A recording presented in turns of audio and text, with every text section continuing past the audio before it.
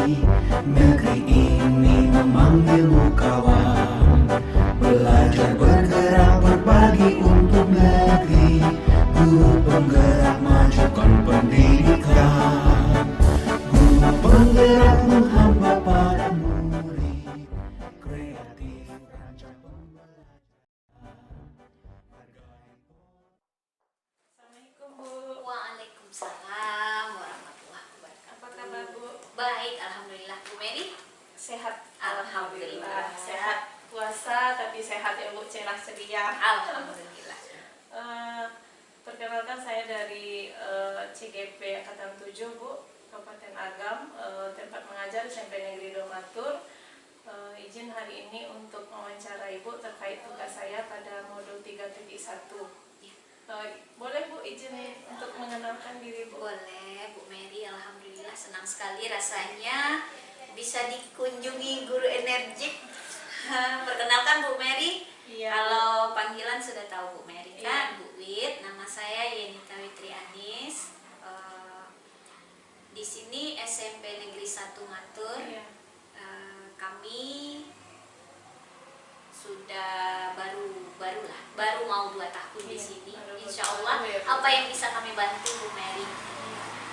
Ini Bu, saya ingin berbagi pengalaman Ibu terkait cara Ibu dalam mengambil sebuah keputusan selama mengabdi di sekolah ini, yaitu SMP Negeri 1 Matur. Yang pertama yang ingin saya tanyakan kepada Ibu, bagaimana cara Ibu mengidentifikasi sebuah permasalahan itu? Apakah dia dikatakan masalah yang merupakan dilema etika atau bujukan moral?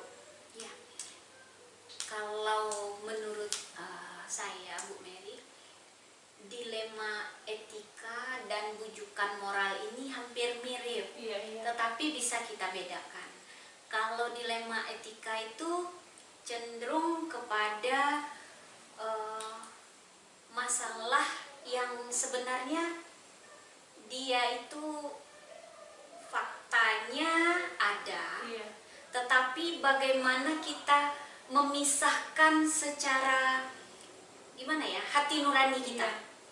Nah itu, jadi dia ada, tetapi bagaimana kita memisahkannya secara hati nurani kita, secara etika kita. Iya. Nah, sementara kalau bujukan moral itu sebenarnya dia sudah tergariskan, Iya.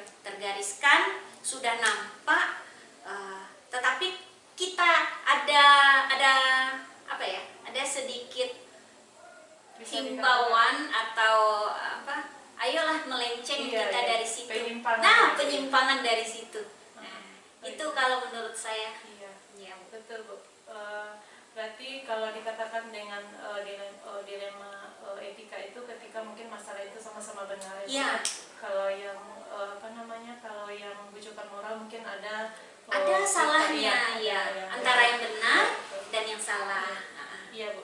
Kemudian yang kedua Bu, kira-kira bagaimana caranya Ibu memutuskan sebuah keputusan ketika permasalahan yang Ibu temui selama di sini? Mungkin ada Ibu bertemu dengan permasalahan, dihadapkan pada kondisi ketika masalah itu sama-sama benar, bertemu dengan benar melawan benar gitu. Ada kasus-kasus seperti itu? Ada, Iya. ya. Jadi saya bersyukur ditempatkan di sini, di mana kawan-kawan itu mendukung penuh kita, walaupun jumlahnya sedikit tetapi solid gitu ya. Terus ketika ada yang benar lawan benar, mungkin kita bisa memilah dulu benarnya yang membawa mudarat lebih besar mana, benarnya yang membawa manfaat lebih besar mana. Kemudian kita lihat juga benarnya itu sejauh mana sih. Iya. Nah, mungkin tinjauan bersama kita perlu masukkan, walaupun ada pimpinan, tetapi pimpinan itu harus mendengarkan suara-suara dari kawan-kawan yang memang bersentuhan langsung dengan anak-anak, karena mereka setiap hari, kalau kita kasusnya ke anak-anak. Iya. Nah, iya, gitu Bu Mary.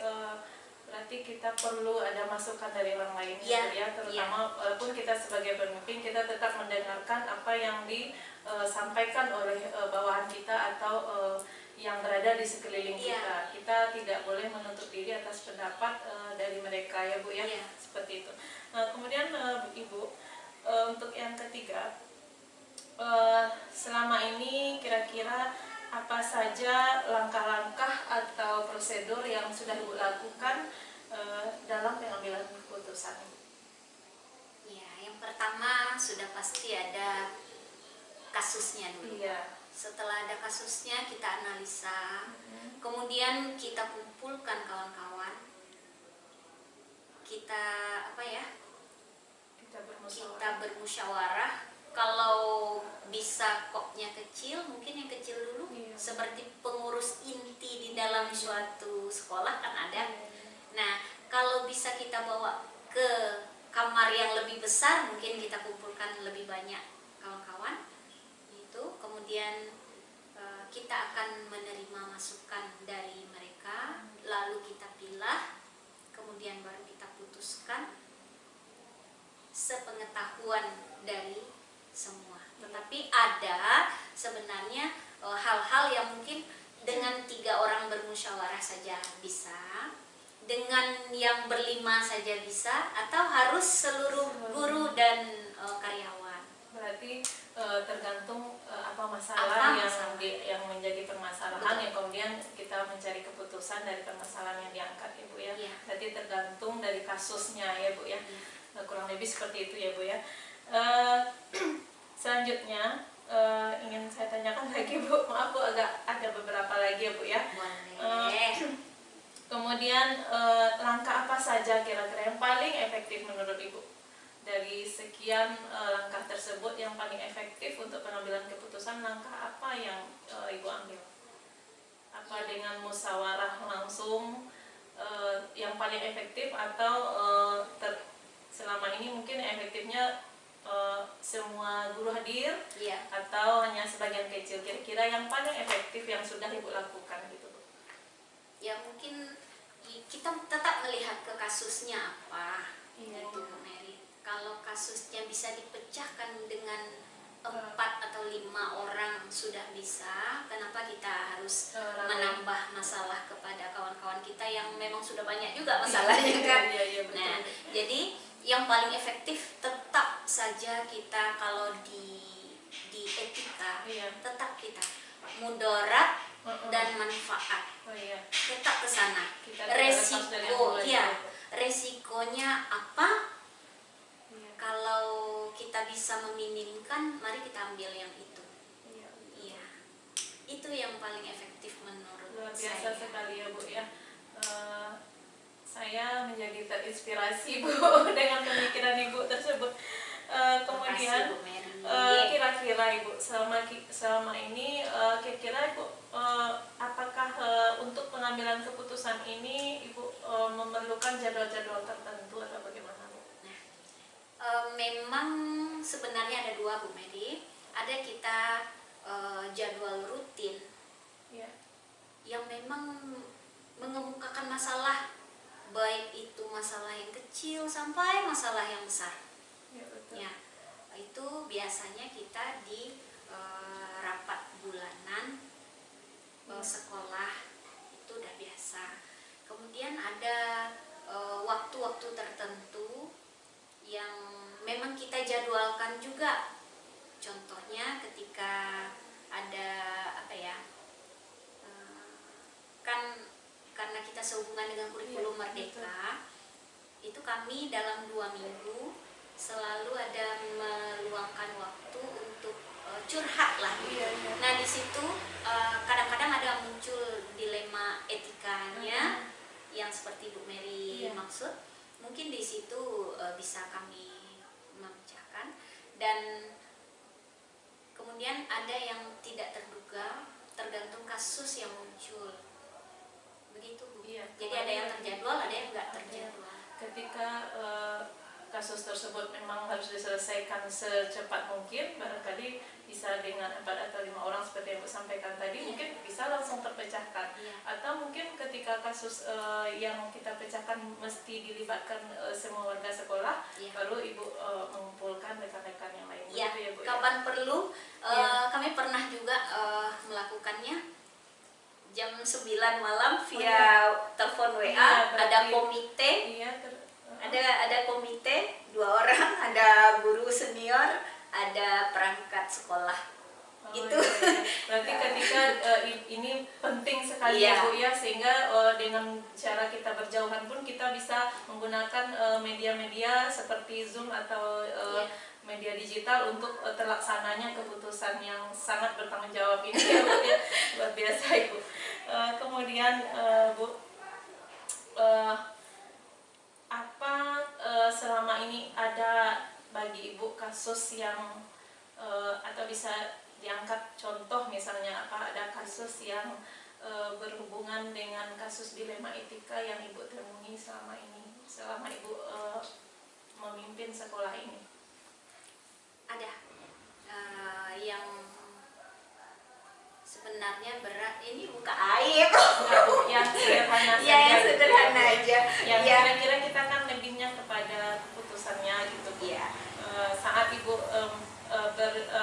dilema di kepala Ibu gitu kan, apa yang Ibu lakukan kan itu yang Jadi sebenarnya. pernah ada satu kasus di Iya. mana sesuai dengan kelulusan siswa ini Iya, Bu iya. Mary. Nah, tahu aja Bu Iya. Mary mungkin bagaimana kita di desa kan. Akhirnya kami bermusyawarah dan mengambil keputusan yang pahit. Iya. Pahit sekali, tapi semua berkomitmen. Keputusan itu kita ambil, teman-teman mendukung, apalagi ini SMP Negeri 1. Alhamdulillah masih banyak senior, Iya. dan senior menguatkan saya.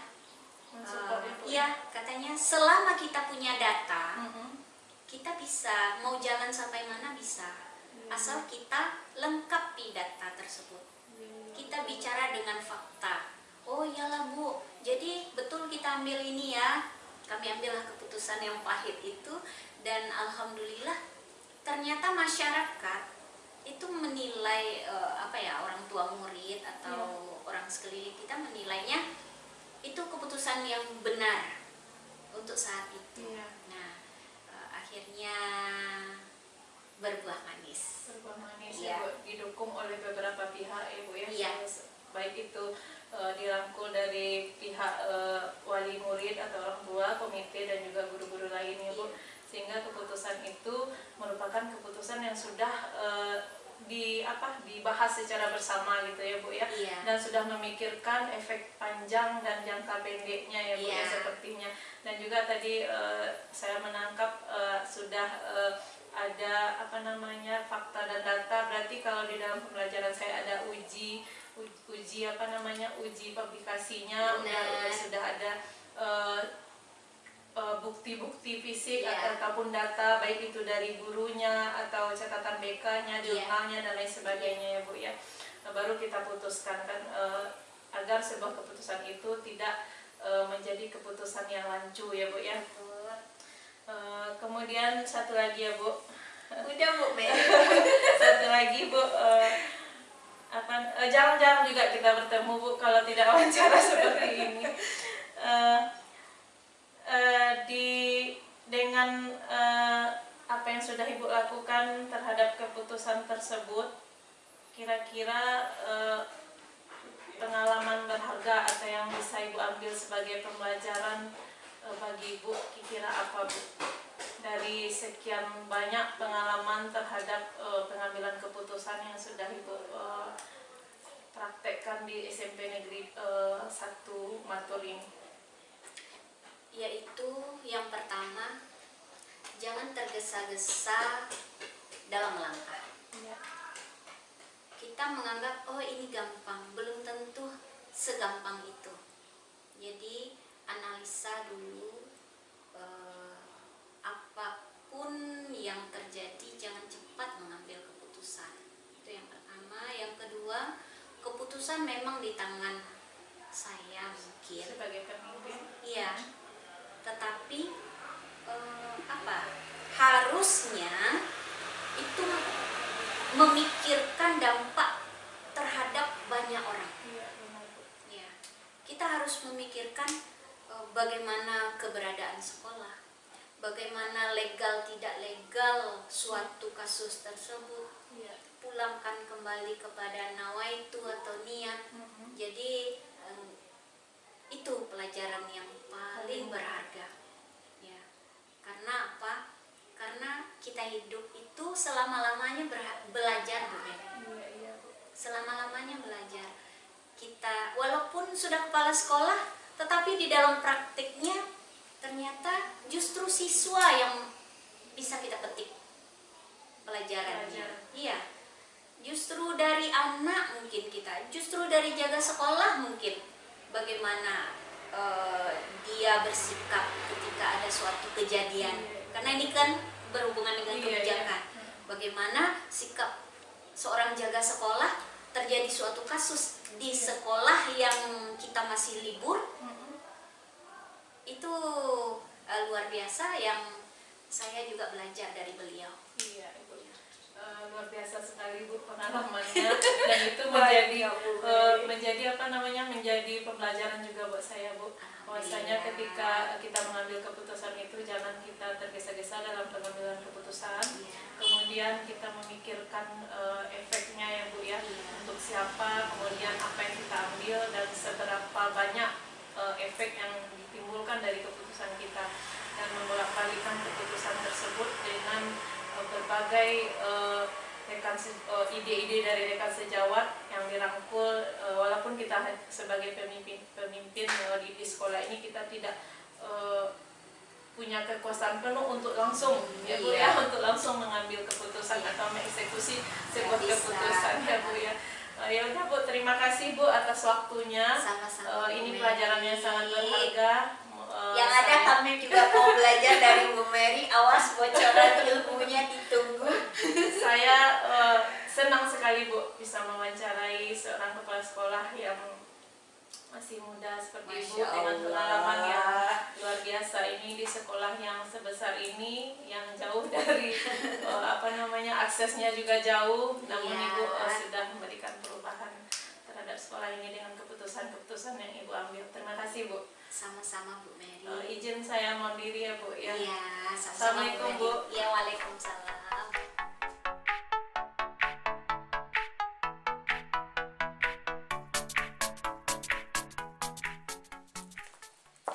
Assalamualaikum.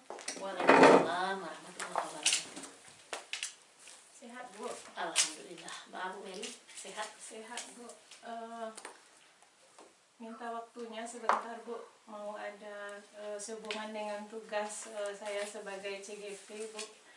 Ada tugas yang berkaitan dengan pengambilan keputusan berbasis nilai kebajikan sebagai seorang pemimpin. Jadi kemarin minta waktu Ibu untuk bisa kita berbagi Bu tentang pengalaman Ibu terkait dengan kepemimpinan Ibu di sekolah kita ini. Boleh ya Bu? Silakan. Ada Saya mampu. beberapa pertanyaan ya Bu. Yang pertama Bu, bagaimana cara Ibu mengidentifikasi sebuah permasalahan itu atau kasus itu merupakan kasus yang dilema etika atau bujukan moral Bu? Sebenarnya kalau kasus itu harus kita bisa melihatnya dari berbagai sisi. Misalnya yang dilema apa tadi? Etika. Dilema etika, artinya bertemunya dua kasus benar sama benar. Untuk kasus yang sejenis itu kita harus bisa melihat mana yang memiliki manfaat yang lebih besar. Misalnya kasus A dan B, kedua-duanya sama benar. Kita harus bisa mengidentifikasi mana yang manfaatnya paling banyak, mana yang mudaratnya paling sedikit.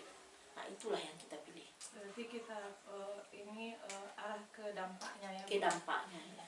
Kemudian yang kedua Bu, saya ingin tahu bagaimana cara Ibu menjalankan atau menetapkan pengambilan keputusan selama ini ketika kita kan sering itu Bu bertemu dengan yang kasus sejenis dilema etika. Nah, kira-kira bagaimana Ibu mengambil keputusan dengan kasus serupa itu? Biasanya untuk kasus-kasus sejenis itu kita akan melakukan semacam rapat mendadak atau sejenis pertemuan dengan semua guru dan karyawan. Di sana nanti didiskusikan, kemudian diambil keputusan bersama.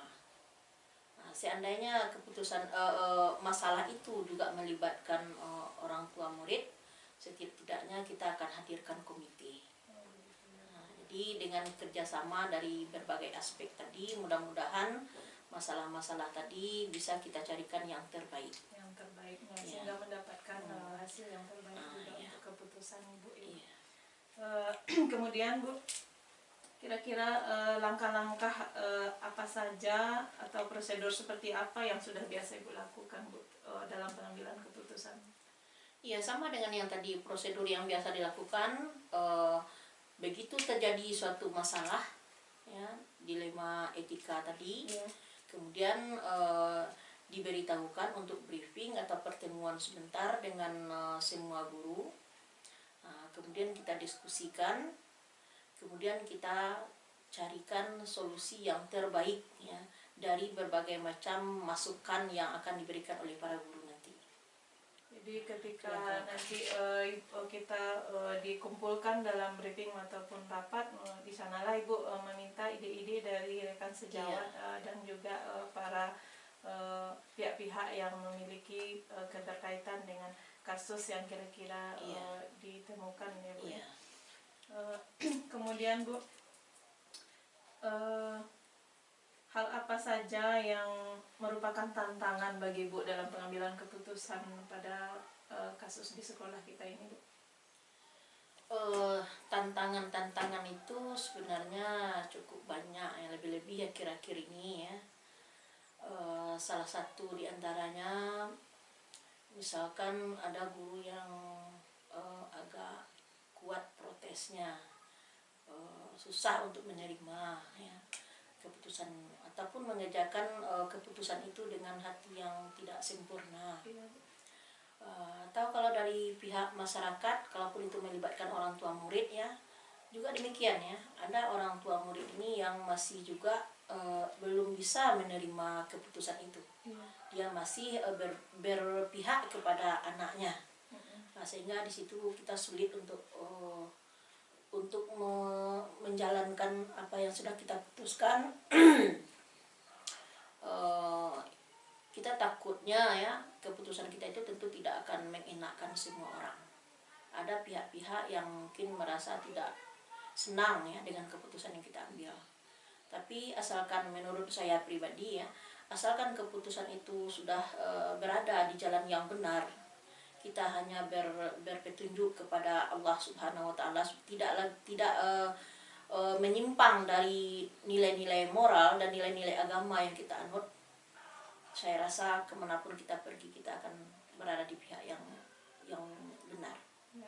Berarti kita kokoh, ya Bu, dengan pendirian ketika manfaat dari sebuah keputusan tersebut tidak merugikan banyak orang, ya Bu. Atau kalaupun kita memberikan keputusan yang pahit sekalipun, tapi manfaat atau jangka panjang yang akan diterima efeknya itu luar biasa, kita berhak memberikan keputusan tersebut dan didukung oleh ide-ide dari teman dan lingkungan yang terkait, ya Bu.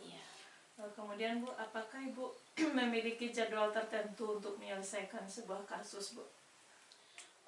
Biasanya di sekolah ini sekurang-kurangnya 1 kali 1 bulan, ya, diadakan briefing, ya. Tapi itu tidak harus satu kali sebulan. Ada kadang-kadang masalah itu mendadak datangnya, makanya kita langsung adakan briefing, kemudian masalah itu dituntaskan secepatnya. Tapi biasanya minimal 1 kali sebulan harus ada briefing. Nah, mungkin dalam 1 bulan itu tidak ada masalah di dalam sebuah sekolah, ya. Berarti kalau yang untuk evaluasi namanya, Bu, ya, untuk refleksi kegiatan di sekolah, tentu kita harus melaksanakan supaya ada perbaikan ke arah yang lebih baik, gitu, ya Bu. Namun jika ada masalah-masalah yang rentan yang harus dipecahkan segera, maka segera pula dituntaskan dengan briefing ataupun rapat singkat, gitu, ya Bu. Kemudian Bu, adakah pihak-pihak lain atau seseorang yang dapat mempermudah atau faktor-faktor yang dapat mempermudah pengambilan keputusan, baik itu dari orang-orang lain ataupun hal-hal yang bisa mempermudah Ibu dalam pengambilan keputusan, Bu? Selama ini yang kami rasakan karena saya masih tergolong muda ya, tentu saja saya akan memperhatikan pendapat dari guru-guru senior ya. Dan tidak tertutup kemungkinan juga pendapat dari guru-guru muda ya, karena kita tidak bisa juga mengatakan yang senior itu sudah lebih bagus ya, karena yang muda pun banyak yang bagus. Nah, jadi itu orang-orang yang bisa saya mintai pendapat atau gagasan-gagasan untuk menuntaskan masalah atau dilema-dilema etika yang ada di sekolah. Ini. Jadi saya dapat menangkap apa yang Bu sampaikan itu adalah ketika yang akan mempermudah kita adalah ketika mengkomunikasikan kepada orang lain dan kita berkolaborasi dengan rekan-rekan, dengan melibatkan seluruh keluarga besar dalam ruang lingkup pendidikan di mana sekolah yang Ibu pimpin tersebut. Begitu ya, Bu. Yang terakhir ini, Bu, kira-kira dari pengalaman Ibu yang selama ini sudah memimpin sekolah ini, pembelajaran apa yang bisa dipetik terkait pengambilan keputusan yang memiliki nilai kebajikan sebagai seorang pemimpin ini, Bu? Pengalaman yang bisa diambil dari berbagai kejadian itu, kalau menurut saya sama dengan yang saya sampaikan tadi. Asalkan kita berpatokan kepada nilai-nilai agama dan nilai moral yang sudah kita anut, yang sudah kita lakukan, apapun masalahnya itu pasti bisa dituntaskan dengan mencarikan solusi yang terbaik. Luar biasa sekali, Bu. Ini menjadi pembelajaran berharga juga buat saya, bahwasanya dalam pengambilan keputusan kita tidak perlu takut ketika kita berjalan pada garis yang lurus, ya, Bu, yang benar ya. Sesuai dengan budaya masyarakat kita di sini, sesuai dengan agama Islam yang kita anut, sesuai dengan nilai-nilai moral yang memang sudah digariskan di negara kita. Pasti selesai. Sesuai juga dengan niat kita ya, Bu. Nama itu kita kan menginginkan agar anak-anak kita ini nanti mungkin di sekolah ini mereka bisa jadi gagal, tapi di sekolah lain nanti kita harapkan mereka mungkin masih mengenang apa yang kita sampaikan di sini. Nah, menjadi bekal bagi mereka untuk masa depannya. Mungkin di sini kita tidak bisa menuai hasil yang kita tebarkan itu, tapi nanti ketika mereka sudah sukses, ada kebahagiaan tersendiri di hati kita mendengarnya. Iya, ketika mereka sudah menjadi orang-orang sukses, ya, Bu, ya. Sebab pembelajaran itu kan tidak harus secara akademis, kita juga bisa membentuk moral. Iya. Luar biasa sekali, Bu. Saya ucapkan terima kasih, Bu. Iya, atas sama-sama. waktunya. Assalamualaikum warahmatullahi wabarakatuh.